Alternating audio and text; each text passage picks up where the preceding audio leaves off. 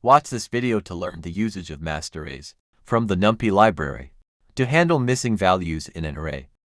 The code imports the NumPy library as NP and the masked_array module from the NumPy.ma submodule as ma.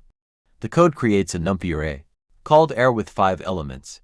The third element, 999, is considered a missing value in this case. This line of code creates a Boolean mask by comparing each element of the array with -999.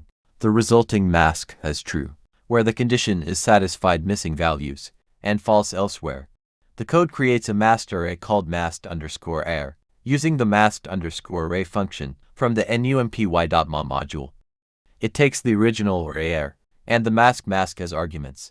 The masked array replaces the missing values with a special marker.